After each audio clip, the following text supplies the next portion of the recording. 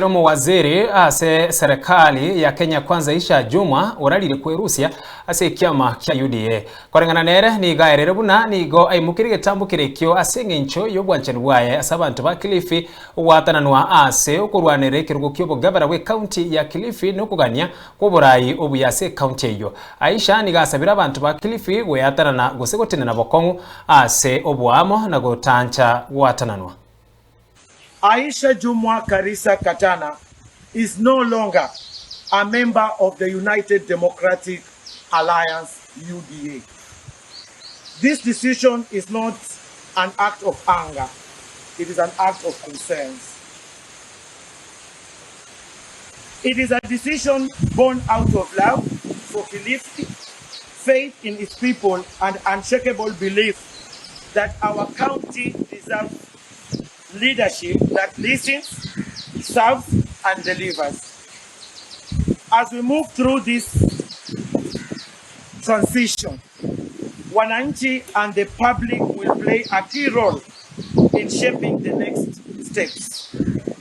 Your voice, your guidance, and your expectations will inform the direction we take. This movement belongs to you.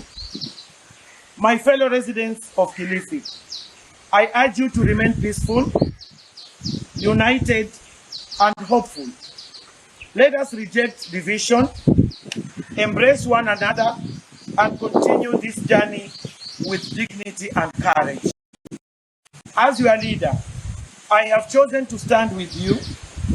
I will continue to listen to your voices, defend your democratic choices, and protect your right to determine your own political future without intimidation or interference.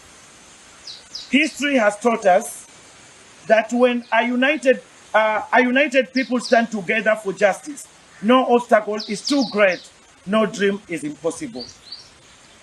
I want to make it very clear to the people of Kilifi County that by the grace of God, and with your support, I will be on the ballot as a candidate for governor in the August 2027 general election.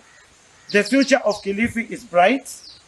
Together, we shall build a county founded on equity, inclusivity, justice, accountability, opportunity, and